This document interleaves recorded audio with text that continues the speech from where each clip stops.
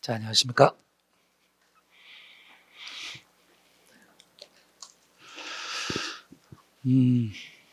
자, 일단 여러분들 그 헌법을 처음 공부하는 분 있습니까? 다 어느 정도 공부했었죠? 오케이. 자, 그러면은 우리가 7급에서 헌법이라는 과목이 종전에는 굉장히 지엽적이고 어려웠던 쟁점들이 많이 출제가 되었습니다. 하지만 지금은 제도가 바뀌면서 어느 정도 1차에서 걸러진 친구들을 대상으로 해서 하는 이유일 수도 있고, 그러다 보니까 아무래도 큰 부담을 주면 안 되는 식의 발상인지 모르겠지만 일단 기본적이고 중요한 쟁점 위주로 문제가 출제되고 있습니다. 그래서 문제의 퀄리티로 보게 되면 굉장히 좋은 퀄리티의 문제가 많이 나오고 있습니다. 그래서 일단 큰 우리의 기출은 크게 보면 두 가지 카테고리로 나눠져 있는데, 인사역 신처 주관 시험이 있고 우리 시험이죠. 그 다음에 이제 법원행정처 주관 시험이 있습니다. 얘들 큰 두 축을 이루고 있고, 그리고 여기서 새로운 쟁점이라든가 기존의 쟁점이라 할지라도 약간 좀 새로운 시각에서 구성되는 걸 갖다가 선도적으로 이끌고 있습니다. 그렇죠? 그래서 그 큰 틀 속에서 우리가 기출 문제를 정확하게 정리하는 것, 이게 우리의 1차적인 목적이 될 겁니다. 그리고 우리 인사역 신처 주관 시험 문제로 쟁점을 정확하게 정리해놓고 다른 쪽으로 확장을 시켜야 돼요. 그렇죠? 하지만 여러분들이 이제 앞으로 연습해보면 알겠지만 크게 다르지 않습니다. 쟁점을 구성하는 방식이 다를 뿐이지 쟁점 자체는 중요하지 않다라는 거, 공통돼 있다라는 게 볼 수 있는 전점이죠. 그래서 우리가 늘 그러하듯이 헌법시험의 출발은 기출 쟁점의 분석으로부터 출발하는 겁니다. 그래서 일단 우리 헌법의 기출 큰 카테고리를 잡게 되면 비단 우리 시험뿐만 아니라 다른 시험에서도 마찬가지입니다. 헌법 지문의 구조는 판례, 조문, 그 다음에 요새 이제 경찰청 쪽에서 헌정사를 많이 갖다 쓰고 있습니다. 그래서 헌정사 이렇게 구성이 되어 있습니다. 판례 지문은 모든 국가시험의 70%를 차지하게 됩니다. 그리고 조문은 30% 정도를 차지하게 되죠. 헌정사는 한 문제나 두 문제 정도를 내기도 하고 안 내기도 하고 이런 식의 구조를 채우고 있다. 판례 지문은 크게 두 가지로 나눠진다. 어떤 심판 대상이 헌법에 위반되지 않는다 라고 묻는 겁니다. 이걸 우리는 결론형 지문이라고 얘기를 하게 돼. 그 다음 어떤 심판 대상이, 어떤 법률 조항이, 그죠? 예를 들게 되면 이제 이런 것들이죠. 최근에 우리가 봤던 것 중에서 낙태죄 처벌 조항이라는 게 있었습니다. 낙태죄 처벌 조항은 헌법재판소에서 결론 위헌 결정을 받게 돼요. 위헌 결정을 받게 되는데 그 이유는 여성들의 자기결정권이라는 것을 지나치게 과도하게 제한하는 측면이 있었다라는 식의 발상이었어요. 그렇죠? 그래서 우리가 만나게 되는 결론형 지문이라는 것은 이러한 심판 대상 법률 조항,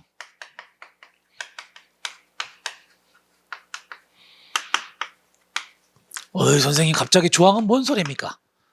여기 하나만 찍고 갈게요.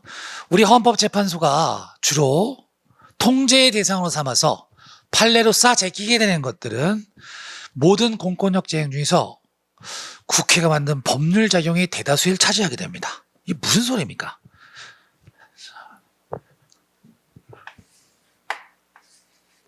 여러분 행정법 공부하죠? 행정법을 공부하면 이해가 빠르겠군요. 국회, 정부, 법원, 얘들은 헌법의 명령에 따라서 헌법 너네 이 자식들 말이야, 국민들한테 우리가 기본권을 보장해주고 있거든. 이 기본권을 좀 잘 보장해줘 라고 명령을 내리고 있는 거야. 그죠? 근데 이런 상황 속에서 만약에 얘들이 했던 작용들이 헌법에 위배되게 되면 헌법재판소로 끌려가는 겁니다. 그래서 판례를 만들게 되는 거죠. 근데 여기서 조심할 게 뭐냐면, 일단 행정부가 했던 국민들에 대한 작용은 행정소송 대상이 따로 잡아가고 있어요. 그래서 헌법재판소에 오는 경우는 드뭅니다. 왜? 법원에서 알아서 법원에서 알아서 커버 치고 있으니까 헌법재판소 재판관 9명밖에 없는데 굳이 우리한테까지 오지 마. 이런 발상인 거야. 그래서 얘들은 여러분들이 행정법 쪽에서 커버 치는 겁니다. 헌법재판소 판례가 없어. 법원의 재판도 역시 국민의 기본권을 제대로 보장해야 되는데 침해하겠대. 그렇죠? 그러면 어떻게 돼? 얘들도 역시 헌법재판소에 잘 못 옵니다. 왜 못 끌려오냐면 얘네들은 헌법재판소법이 딱 박아버렸어. 헌법재판소랑 법원이랑 각각 판례를 내놓고 있지만 얘들은 급이 같아. 만약에 여러분 생각해봐요. 법원에서 1심, 2심, 3심 재판을 받았어. 근데 그게 빠개치는 거야. 그래서 헌법 소원 형태로 또 가져가게 되면 헌법재판소는 어떻게 돼요? 4심이 되는 거야, 4심이. 그렇지 않습니까? 그러면 헌재가 위로 올라간단 말이야. 그래서 이게 불편하니까 상호 독립적 대등한 지위를 갖고 있는데 이런 식으로 그리면 안 되니까 이 모든 공권력 작용 중에서 얘는 헌법 소원으로 갖고 가지 마라고 박아버린 거예요. 됐습니까? 자, 다시 정리. 정부가 했던 공권력 작용, 국민의 기본권을 보장하기 위한 겁니다. 하지만 그게 헌법의 요구에 반해서 위헌성이 있다 할지라도 걔들은 어디 끌려가? 법원을 끌려가는 겁니다. 그래서 우리한테 잘 안 와. 그 다음 얘는 법률에서 그냥 야, 얘 갖고 가지 마라고 막아버렸단 말이야. 그럼 남는 게 뭐예요? 국회가 그렸던 많은 법률 조항의 그림이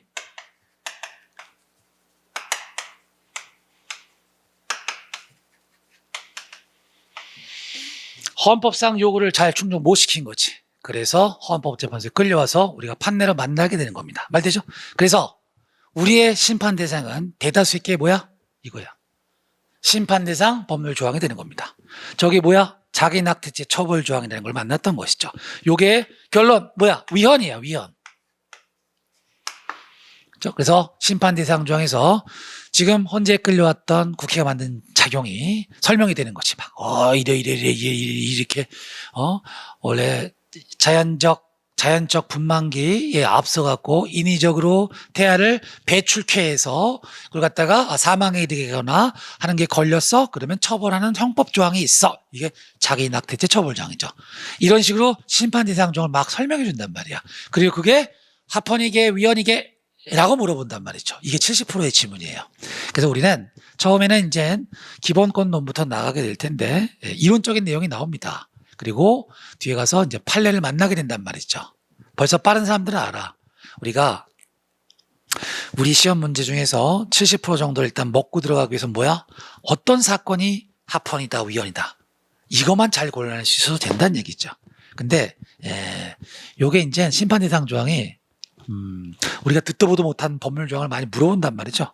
그래서 여기가 조금 불편해질 뿐이다. 하지만 시간이 흐르게 되면 반복되는 걸 알 수 있게 돼요. 그렇죠?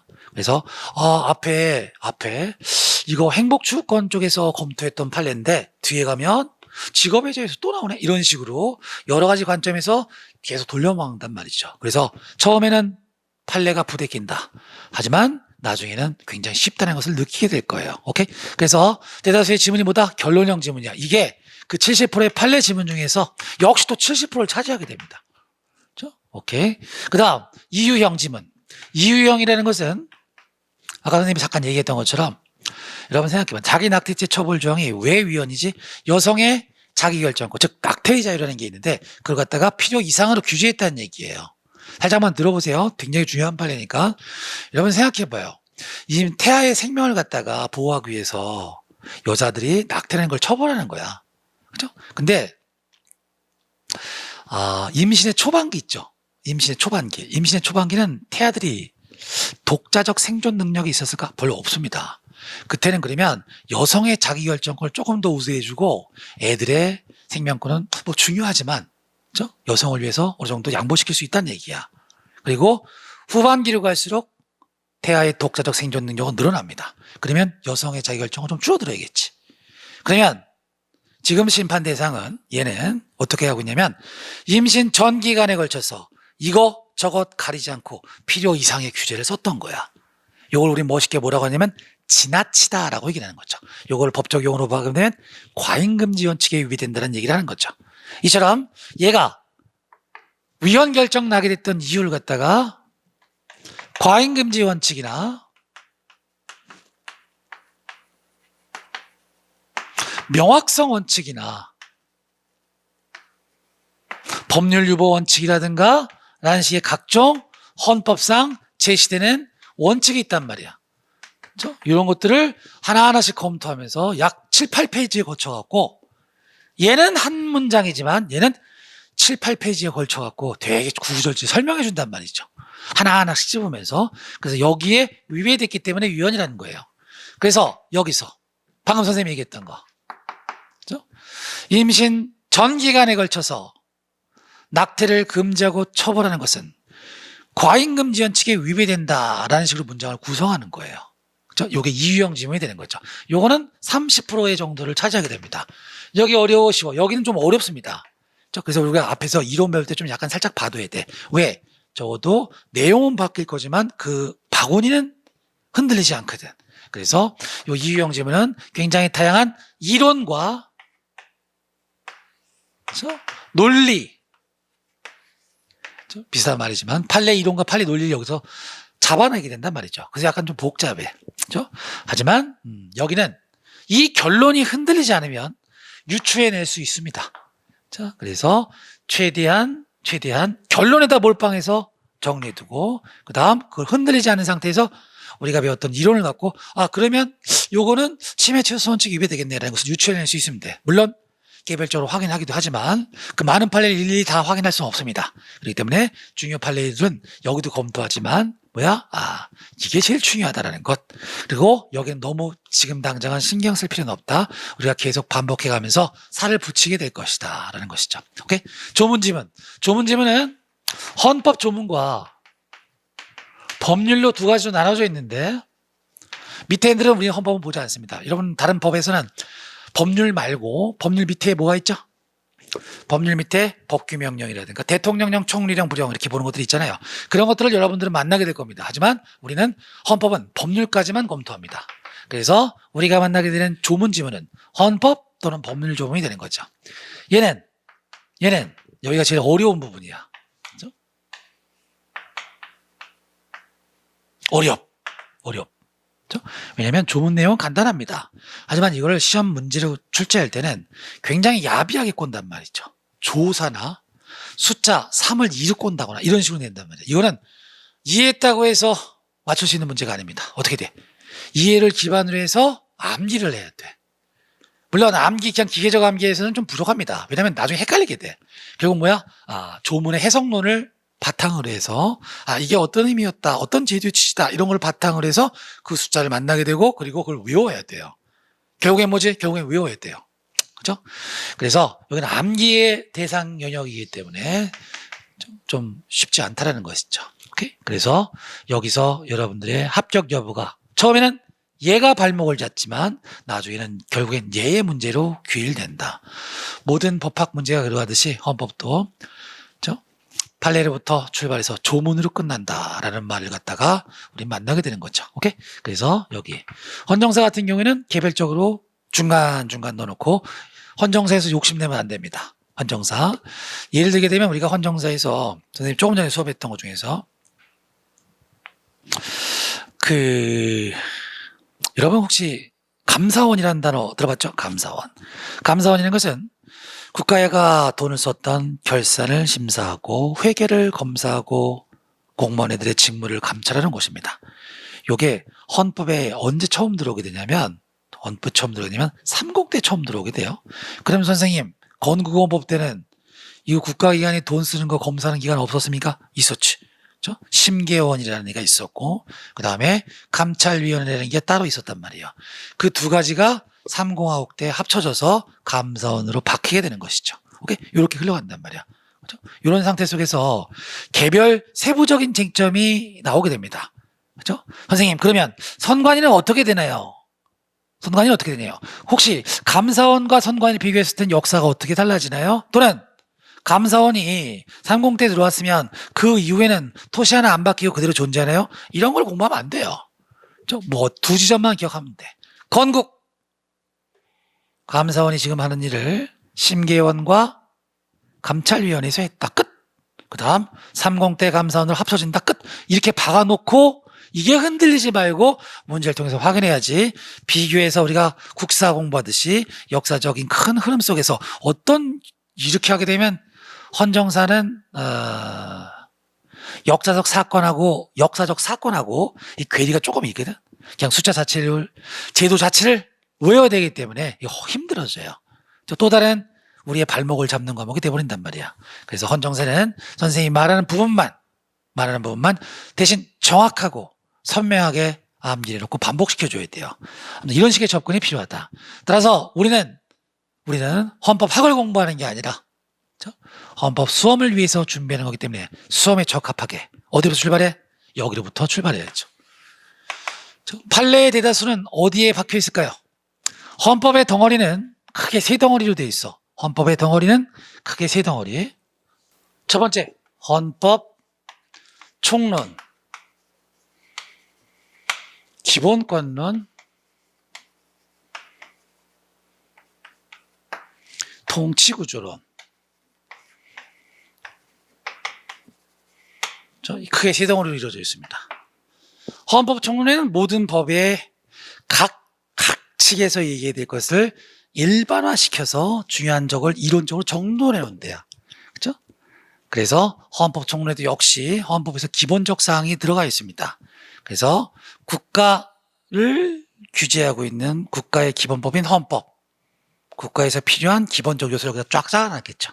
그래서 국민, 영토, 주권, 헌법의 기본 원리 이런 것들을 헌법 총론에 깔아놓게 되는 겁니다. 그렇죠? 그 다음 기본권론.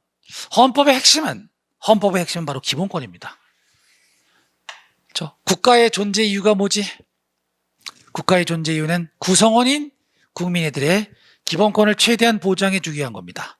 그래서 국가의 모든 작용은 다 국민의 기본권을 보장해 주기 위한 게 되어버려요. 오케이? 그래서 이 중간 덩어리에서 헌법 제10조부터 37조에 걸쳐서 너 국민이기 때문에 우리 대한민국에서 이러한 권리 보장해 줄게 라고 하면서 상세한 기본권을 쫙 깔아주게 됩니다. 이게 기본권론이야. 기본권론에서는 국가가 기본권을 보장해 주려고 특히 국회, 정부, 법원 얘네들이 애쓰고 있긴 한데 얘들이 혹시 삐끗한 타서 위헌 결정 났는지 합헌 결정 났는지를 여기서 만나게 되는 거예요. 오케이? 그래서 여기가 바로 판례의 밭이 되는 것이지. 통치구조는 기본권을 갖다가 국가에서 보장해 준다 이거야. 국가라는 공동체에서 우리 단체에 들어와 있으니까 이런 기본권 보장해 줄게 라고 했는데 이거 그냥 보장이다 라고 해주게 되면 보장이 됩니까? 그건 아니죠. 집행부가 필요하잖아. 어떤 단체든 조직에 보게 되면 수뇌부라든가 조직한 집행부가 필요해. 그래서 기본권을 체계적으로 보장해 주기 위한 팀을 위에다 잡아놓은 거지. 통치권이라는 권한을 만들어 놓고 그걸 담당하게 될 국가 생활의 기준을 잡아주는 겁니다. 법률로. 정부, 여러분들이 하게 될 정부는 그 법률을 현실에 녹이는 거지. 집행하는 것을 만들어 놓고 있고, 마지막 법원에서는 얘네들이 국회에서 만든 기준에 따라서 제대로 집행했는지를 한번 재판해 주는 거죠. 이게 모든 집단에 있어서의 권리 보장의 시스템인 거야. 역시 대한민국 국가도 통치구조라는 걸 만들어서 국회는 어떻게 구성될까? 정부는 어떻게 구성될까? 법원은 어떻게 구성될까라는 것을 여기서 쫙 설명해 주게 되는 것이죠. 결국 얘는 뭘 위한 거야? 국민의 기본권을 체계적으로 보장해 주기 위한 겁니까? 다 포인트가 어디 맞춰져 있어? 이쪽에 맞춰져 있다. 근데 여기서는 그러면 뭐가 중요한데? 여기서는 조문이 중요하죠. 그렇죠? 국회 어떻게 구성하는지 써 있겠죠? 국회 몇 명으로 구성해? 200인 이상으로 구성한다. 국회의원들은 어떻게 뽑는데? 보통선거, 평등선거, 직접선거, 비밀선거 원칙으로 뽑는다. 자유선거 원칙은 써 있지 않지만 거기 따라서도 좋지 라는 걸 여기서 만나게 된단 말이야. 그래서 여기서는 조문에다 포인트 맞춰놓고 여기다가는 판례에 포인트를 맞춤을 알 수 있게 되는 것이다. 그래서 우리 출발은 어디래요? 여기로부터 출발하는 거야. 그렇죠? 의욕이 뿜뿜하고 내용을 정리할 필요성, 그렇죠? 선명함은 앞에서 나옵니다. 뒤로 갈수록 늘어지게 돼. 그래서 우리는 중요한 거 여기부터 보고 그 다음에 통치구조론을 보고 그 다음 마지막 헌법총론을 보게 됩니다. 선생님, 헌법총론, 모든 법의 총론이 출발 아닙니까? 그거는 말이죠. 형법에선 어울리는 단어야. 형법은 총론에 쫙 체계적으로 정립이 되어 있고 그거를 강론에서 구체화시키는 거야. 근데 헌법은 얘하고 얘가 단절되어 있습니다. 너무 추상적인 내용으로 정돈돼 있고 그걸 여기다 연결시킬 수가 없어. 덩어리 자체가 다르거든. 물론 연결시킬 수 있는 시도가 많이 있었습니다. 나중에 이제 여러분들이 공부했으면 알겠지만 헌법관이라는 게 있어. 결단주의 헌법관, 법실중주의 헌법관, 그렇죠? 뭐 이런 식의 헌법관이 있는데 걔네들이 이제 이거 갖고 연결시키려고 했던 거예요. 근데 지금은 그걸 아무도 보지 않습니다. 그렇죠? 역사적 의미에 불과하고 참고할 사항에 불과한 것이지 그거를 갖고 엮으려고 하는 시도는 더 이상 없어요. 그렇죠? 그렇기 때문에 결국 뭐야? 단절돼 있다고 생각해. 물론 대학원에 가게 되면 여러분들이 나중에 대학원에 가게 되면 이걸 연결고리를 철학적, 사회학적, 정치학적 논의 속에서 연결시킬 수는 있습니다. 근데 시험이랑 무슨 상관이니 그게. 그렇죠? 그래서 우리는 헌법 총론을 맨 마지막에도 전혀 지장이 없고 시험과 오히려 부합한다. 이렇게 되는 것이죠. 오케이? 그래서 우리 지금은 출발 어디서 한다? 기본권론부터 하게 된다. 일단 헌법을 먼저 우리가 들어가기 전에 정확하게 어떻게 접근해야 되는지를 봤다. 근데 먼저 우리는 헌법이 대충 어느 정도의 느낌인지 왁구는 잡아야 될 거 아니야. 그래서 헌법의 왁구, 시험에 필요한 정도만 잡고 가겠습니다. 자, 일단 헌법. 헌법이라는 것은 국가의 기본적 사항을 담고 있는 최고법이야. 그래서 헌법을 말하면 이게 다야. 국가의 속성을 알아야죠. 국가의 속성은 뭐죠? 단체야, 단체. 그렇죠? 정치적 운명 공동체, 뭐 여러 가지 형태의 개념 정의가 있습니다. 하지만 걔들의 본질은 우리가 쉽게 이해할 때 그냥 여러 사람들이 모여서 한 팀처럼 움직이는 단체다 이렇게 생각하면 돼요.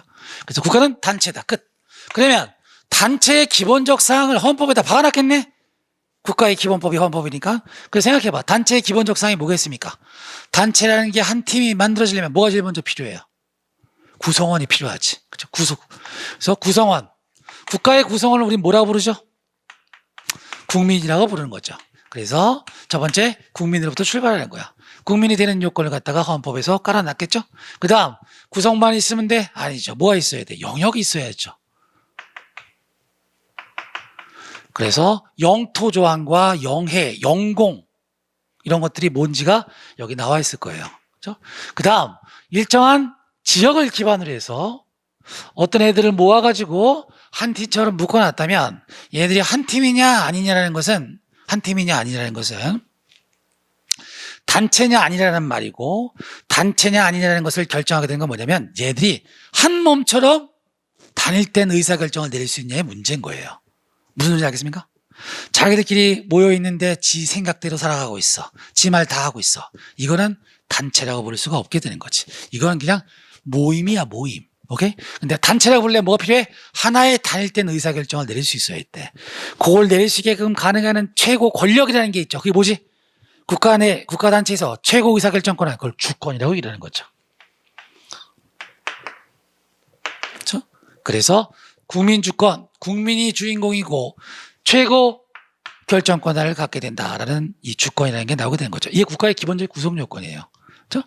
그렇다면 국가라는 단체, 헌법의 기본적 사항으로는 국민이 필요하고 영역이 필요하고 주권이 필요하고 이거면 다 되느냐? 그건 아니죠. 아까 한 팀으로 묶어주려면 뭐가 필요해요? 같이 움직이면 어떤 공통으로 지향하고 있는 바가 필요해. 그걸 뭐라 그래요? 우리는 그걸 헌법의 기본 원리라고 얘기합니다. 그렇죠? 그래서 우리가 팀플레이를 하는 데 있어서 공통적으로 끊임없이 잊어버리지 말고 지켜줘야 할 원칙, 이걸 헌법의 기본 원리라고 이러는 거예요. 그래서 국가라는 단체에 있어서 이거는 비단 국가만의 문제가 아닙니다. 모든 단체는 이걸 다 갖고 있어야 돼. 오케이? 이렇게 됐구나. 이렇게 단체를 만드는 데 필요한 구성원, 영역, 주권, 기본 원리 이런 것들이 헌법에 박혀 있음을 알 수 있습니다. 그 다음 마지막, 이게 제일 중요한 거야. 단체는 한 팀을 이뤘던 목적이 있습니다. 아까 얘기했죠. 단체를 이뤘던 목적 뭐예요? 기본권 보장이야.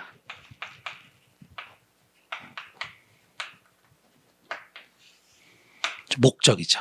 국가가 존재하는 이유는 구성원인 국민들이 갖고 있는 기본권의 최대한 보장을 위해서 만든 거예요. 그래서 헌법을 보게 되면 이러한 것들이 기본적 사항으로서 들어가 있음을 알 수 있게 되는 것이죠. 오케이? 그래서 구성원, 영역, 주권, 기본원리 얘들은 어디가 있는 거야? 헌법 1조부터 헌법 제9조까지 헌법 총론에 들어가 있는 거고, 기본권들은 헌법 제10조부터 37조까지 기본권론으로 자리를 잡게 되는 것이고, 그 다음 그 이하에는요, 그 이하에는 요걸 조직하는 통치구조 쪽에서 40조 에서 쫙 채우게 되는 거죠. 헌법 다 봤습니다. 마지막 법이라는 것은 보이지는 않지만 그 단체를 강제적으로 구속하는 하나의 원칙 같은 거죠. 됐습니까? 오케이. 그래서 법을 보게 되면 우리 국내법 질서에서 헌법, 법률, 명령까지만 봅니다. 이렇게 국내법 질서가 형성되어 있는데 헌법은 뭐야? 맨 위에 있는 최고법임을 알 수 있죠. 그렇죠? 그래서 밑에 있는 애들한테는 이 헌법에 따라서 더 구체화해서 형성해서 국민의 기본권 보장을 위해서 기준을 잘 잡아라 라는 식으로 만들게 되는 것이죠. 오케이? 따라서 정리하게 되면 헌법은 뭐다? 헌법은 국가라는 단체에 있어서 기본적 사항을 담고 있는 최고 지위에 있는 법을 말한다. 그래서 이 개념을 잡고 그 다음 이 헌법전에, 우리 헌법전에 비춰보게 되면 이런 식으로 조문의 구성이 이루어졌음을 알 수 있게 된다. 그렇죠? 그래서 국가라는 단체에서 제일 중요한 목적이자 국가 단체의 지상 최대의 목적이 뭐라고요? 기본권 보장. 이걸 흔들리면 안 돼. 이걸 갖고 우리는 기본권 총론을 들어가게 될 겁니다. 자, 그래서 페이지 기본권 총론 73페이지.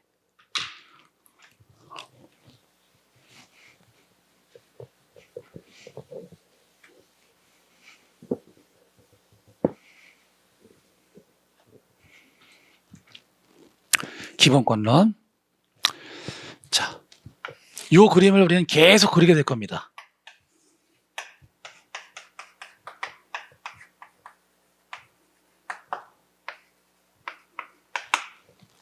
그렇죠?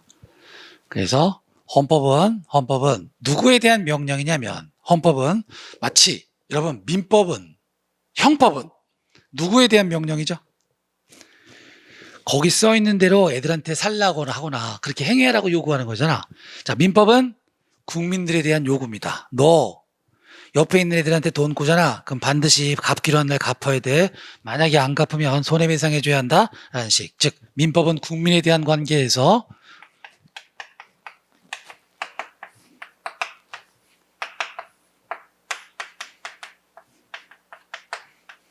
얘들에 대한 요구예요. 그 다음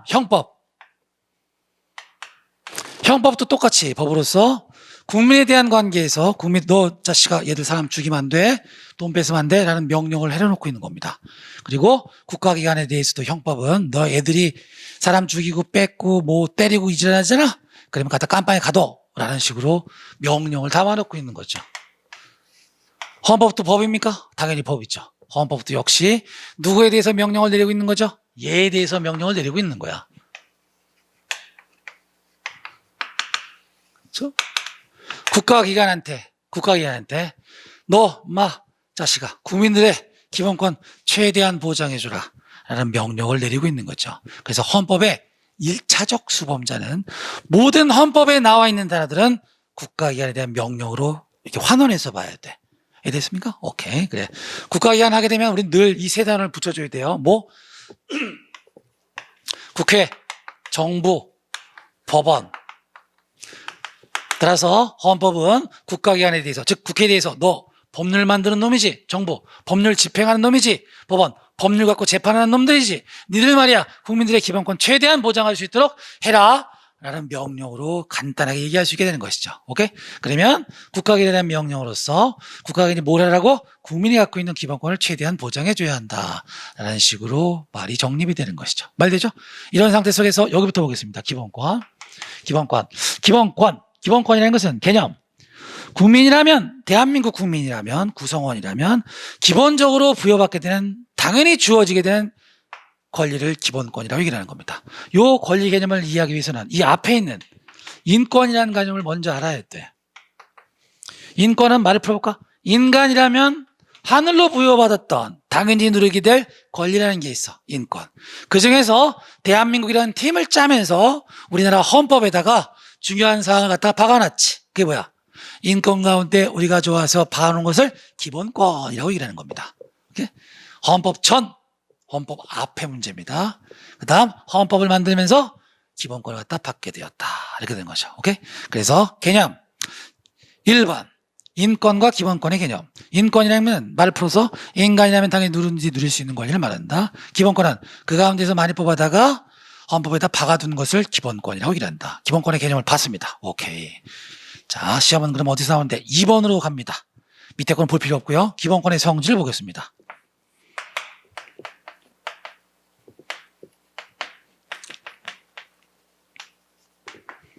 자연건설, 실정건설. 뭔 소리입니까? 헌법을 딱 보니까 이런 그림이 그려져 있었어. 이 헌법에 있는 그림입니다.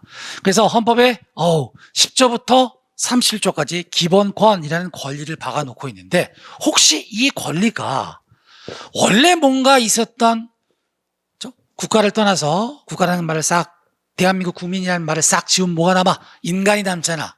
인간이라는 상태에서 자연 상태에서 인정된 권리를 갖다가 박아놓고 있는 거냐?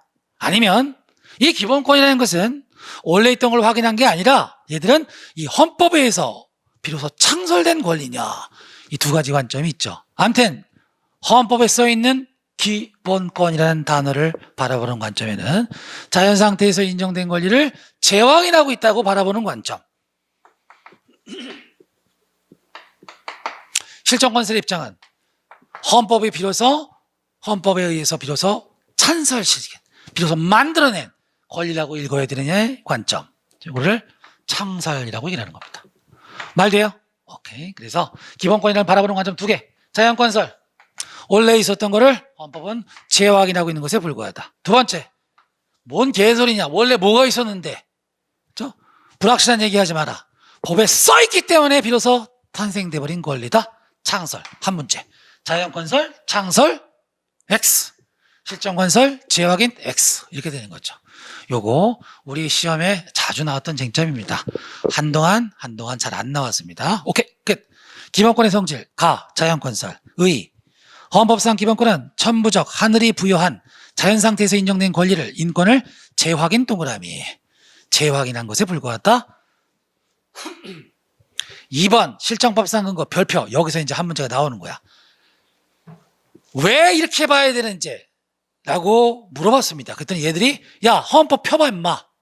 헌법 펴보면 말이야 37조 2항에는 이렇게 써있어. 국민의 자유와 권리 기본권은 헌법에 열거되지 아니한 이유로 경시되지 아니한다. 이건 뭐야? 열거되지 아니한. 헌법에 써있지 않은 뭔가가 있다는 얘기잖아. 자연건설의 입장이다. 이렇게 되는 거죠. 말되지? 오케이? 그 다음 10조 후단을 보게 되면 국가는 불가침의 기본적인 인권을 확인하고 보장한다. 확인한데 써있는 것만 있는 게 아니란 얘기죠. 뭔가 더 있다는 얘기잖아.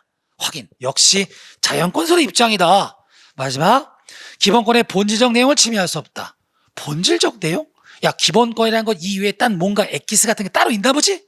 그런 게 써있지는 않더라도 있어 라는 걸 예상하고 있잖아. 결국 이 조항 3개를 바라보면 뭐에 논거가 되는 거야? 실정건설에 논거가 되는 것이다. X. 자연건설에 논거가 되는 것이다. 동그라미. 이렇게 빡 잡아두면 되겠습니다. 넘어가시고 실정권으로 넘어갑니다. 기본권은 헌법에 의해서 비로소 창설. 그래서 헌법에서 인정한 것들만 인정이 되고 거기서 부여된 내용만 기본권으로 주장할 수 있게 되는 거지. 그 있지도 않은 이상한 논리 갖고 뭔가 다른 거 있다는 식으로 얘기하면 뭐 좋긴 하지, 멋있어 보이긴 하지. 하지만 법적으로 보호받기는 어렵다라는 식의 관점인 거야. 그래서 법학자는 기본적으로 실정건설의 입장에서 우리는 접근해야 됩니다. 법을 공부한 사람들은 써있지 않은 걸 갖고 괜히 들이밀면 안 돼. 오케이. 실정건설의 입장. 특징. 실정건설의 입장에서는 기본권이란 건 말이지. 국가가 제정한 법률의 범준의 동그라미. 딱 인정한 것만 주어지는 권리다. 말 돼요? 오케이. 그래서 우리는 실전건설과 자연건설 입장에서 한 문제를 맞출 수 있게 되는 것이다. 됐죠? 선생님.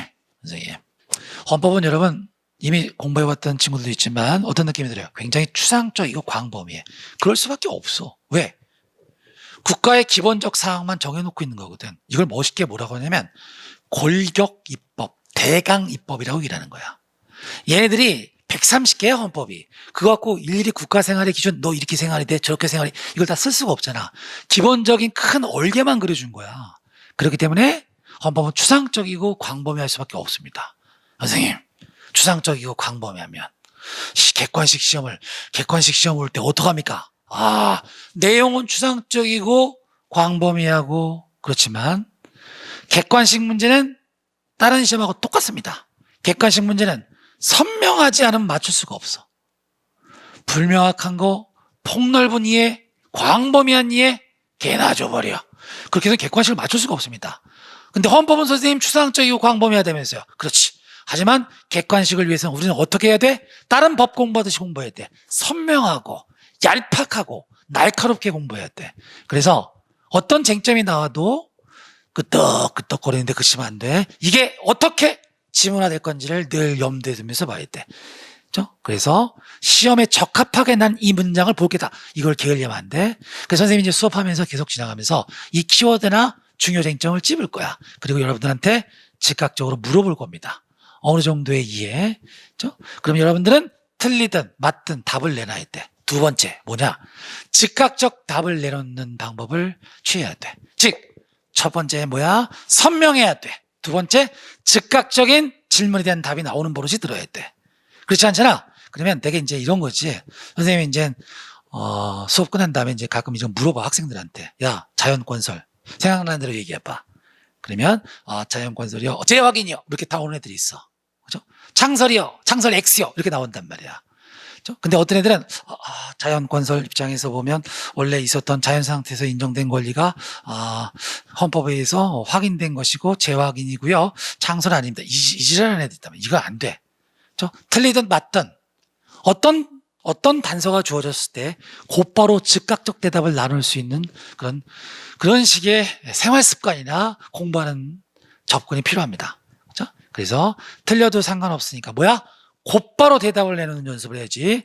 우물쭈물하거나 논리 구성을 한다는 거 이거는 답을 내놓고 난 다음에 바라봐야 관점이야. 즉각적 대답, 즉 툭 치면 탁 튀어나와야 한다. 이 틀 안에서 이 추상적이고 광범위한 내용을 정리해야 돼. 이해됐습니까? 그래서 두 가지 기억하면 돼. 첫 번째 선명해야 한다. 내용은 추상적이지만 두 번째 즉각적 대답을 나올 수 있도록 늘 준비한다. 이렇게 요 틀 안에서 보면 생각보다 이렇게 어렵지는 않습니다. 이해됐죠? 자, 하나 들어간다. 실전건설, 재확인, X 이렇게 나와야죠. 오케이, 좋아. 그 다음 3번 기본권의 이중적 성격. 얘는 간단합니다. 좀 어렵긴 하지만 기본권 뭐지? 개인적 입장에서 봅시다. 주관적. 애들 개인적 입장에서 헌법에 써있는 기본권은 뭐죠? 얘한테 주어진 권리죠. 국가에 대해서 주장할 수 있는 권리네. 그죠? 여러분 기본권의 역사를 살짝만 볼게요. 기본권의 역사. 원래 기본권이라는 것은 우리나라 건 아니지. 그죠? 그래서 옛날에 근대 이전을 생각하면 돼. 옛날에는 왕이 있었고 이렇게 내려와서 이 국민들한테는 아무것도 없었습니다. 얘들한테는 왕의 지배와 지배의 객체인 당시에 복종의 주체에 불과했던 겁니다. 뭔가 맞설 수 있는 힘이 없었고 까라면 까야 되는 이런 존재에 불과했단 말이지. 그러다가 얘들이 개빡이 쳐가지고 뭘 만들게 돼? 혁명을 일으키면서 우리도 인간이다. 너도 이 새끼야 인간이지. 나도 인간이다. 인간이기 때문에 당연히 헌법에서 하늘에서 부여받은 권리가 있다 라고 하면서 기본적 인권인 인권이란 개념을 만들어낸 거예요. 이게 기본권의 모태야. 그렇죠? 그럼 결국 기본권은 누구에 대해서 쓰기 위해서 만든 단어지? 왕에 대해서, 국가에 대해서 쓰려고 만든 단어가 기본권이 되는 겁니다. 이해됐습니까? 역사적으로 그런 거야. 그래서 여러분 기본권 있잖아. 여러분들이 갖고 있는 기본권 대표적인 게 이제 직업의 자유야. 직업의 자유. 직업의 자유는 장사할 수 있는 자유를 말합니다. 내가 선택한 직업을 내 마음대로 펼칠 수 있는 자유. 장사. 장사할 수 있는 자유는 누가 침해할 때만 이거 기업의자의 침해입니다 라는 말을 붙일 수 있는 거야. 국가기관에 의한 침해에 대해서만. 옆에 친구가 나 장사하지 못하게 막 괴롭혀. 그럼 여러분들이 빡이 쳐가지고 야 이 새끼야 너 이 지랄하면 직업의자의 침해야 라는 말은 붙일 수가 없게 되는 거지. 왜? 기본권은 역사적으로 왕에 대한 방어하기 위해서 만든 개념이니까. 그래서 지금도 기본권이라는 단어는 국가 작용에 대해서 개길 때 쓰는 단어입니다. 오케이? 됐다. 그래서 기본권 개인적 입장에서 보게 되면 주관적. 국가에 대해서만 그 보호나 침해 배제를 요구할 수 있는 권리, 주관적 공권이라고 얘기를 합니다. 말되죠? 주관적 공권. 그 다음 두 번째, 개인적 입장에서 보지 말고 우리 대한민국 전체적 차원에서 보자. 기본권이라는 단어는 우리 전체적 차원에서 보게 되면 국가의 존재 이유를 생각해 보면 돼. 국가의 존재 이유는 뭐라고? 국민이 개개인마다 갖고 있는 기본권의 최대한 실현 보장이야. 따라서 기본권은 보장되어야 한다라는 이것은 단순히 애들이 갖고 있는 권리뿐만 아니라 국가 전체를 지배하고 있는 하나의 원칙이 되어버리는 거지. 말됩니까? 오케이. 기본권이라는 단어는 두 가지 이중적 지위를 갖게 되는 거야. 국민 개개인한테는 권리, 국가한테는 원리가 돼버리는 거지. 말됩니까? 오케이. 선생님, 그게 무슨 의미가 있는데요? 졸라 큰 의미가 있죠. 그렇죠? 그래서 기본권이라는 것은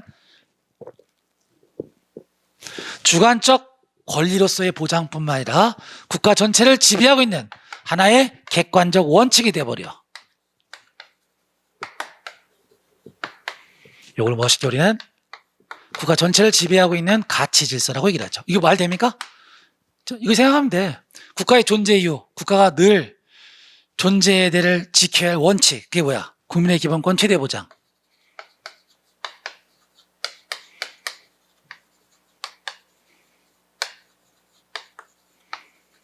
여기서 기본권이라는 단어 들어가 있잖아.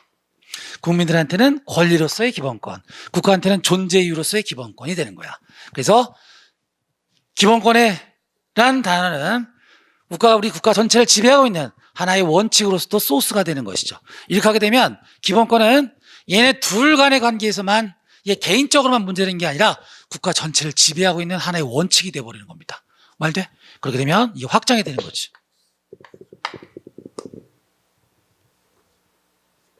국가라는 애들은요, 여기 보게 됐을 때 국가와 국민 한 명만 얘기했지만 이 국민은 대가리가 몇 명이죠? 5천만 명이잖아. 그래서 옆에도 국민들이 5천명만 명이 따위로 있는 거야. 기본권은 뭐라고? 국가 전체를 지배하고 있는 하나의 원칙이 된다. 그래서 원래는 기본권은 얘가 갖고 국가에 대해서 개길 수 있는 권리였는데 지금 뭐야? 국가 전체를 지배하고 있는 원칙이 돼버렸기 때문에 얘하고 얘 사이에서도 기본권이라는 단어가 놓이게 되는 거지. 말됩니까?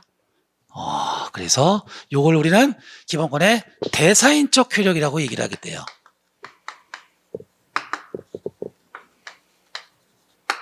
그렇죠? 다시 한번, 기본권은 원래는 국가에 대해서 방어할 수 있는 권리로서의 성격이 있었다. 하지만 크게 보면 국가 전체를 존재하는 이유처럼 보여진다. 그렇기 때문에 기본권이라는 것은 국가 전체를 지배하고 있는 하나의 원칙이다. 따라서 기본권은 보장되어야 한다. 기본권은 보장되어야 한다. 기본권은 보장되어야 한다. 누구? 공동체 구성원 전체를 구속하게 되는 거야. 따라서 기본권이라는 단어는 여기만 쓸 수 있는 게 아니라 사인 간의 관계에서도 모든 국가 공동체 구성을 다 구속하게 되는 것이지. 그래서 기본권은 여기로부터 출발했지만 여기도 쓸 수 있게 된 단어가 돼버린 것이다. 그래서 정리. 기본권의 이중적 성격, 객관적 가치로서의 성격은 뭐야? 기본권의 대사인적 효력과 관련이 있다? 관련이 있다. 이렇게 되는 거죠. 이해됐습니까? 요것만 잡아두면 돼. 뒤에 다시 한번 볼게요. 기본권은 주관적, 개인적, 국민 개개인한테 부여된 권리이면서 동시에 국가 전체를 지배하고 있는 객관적 측면에서의 질서, 원칙, 가치로서의 성격도 갖게 된다. 팔레박스, 직업의자의 이중적 성격은 뒤에서 보기로 하고, 그래서 나 어쩌라고 기본권의 객관적 성격이 무슨 의미가 있는데 1번, 대한민국 공동체 전체를 질서를 형성하는 원칙으로서의 기본권이라는 단어가 의미를 갖게 된다. 그렇죠? 그래서 밑에 기본권이라는 것을 들이밀 수 있는 범위가 국민과 국가의 개별적 관계에서뿐만 아니라 이게 옛날 얘기죠. 이뿐만 아니라 모든 사회 질서와 질서에 다 녹이게 되었다. 따라서 양가로 2번 기본권의 대사인적 효력으로 연결이 되었다. 따라서 기본권은 보편적 효력, 넓은 효력으로 인해 기본권이란 단어는 그걸 지켜주고 그걸 보호해야 될 명령을 받는 애들 수범자를 어디로 확장시켜? 국가에 대해 한정시키지 않고 모든 국가에 의한 구성원을 포함하게 되었다. 오케이? 그래서 기본권이란 단어는 옆에 있는 친구한테도 쓸 수 있는 단어가 돼버렸다. 대사인적 효력. 그래서 한번 기본권 보호명은 뒤에서 보겠습니다. 넘어가시고 그 다음 쭉쭉 넘어갑니다. 4번 기본권 보장과 제도 보장. 이건 뒤에서 보겠습니다. 넘어가시고 그래서 우리는 지금 이제 본격적으로 이러한 기본권에 대한 이해를 바탕으로 해서 어디 들어간다? 한 문제가 매년 나오는 기본권 주체로부터 시작한다. 조금만 쉬었다 하겠습니다. 76페이지.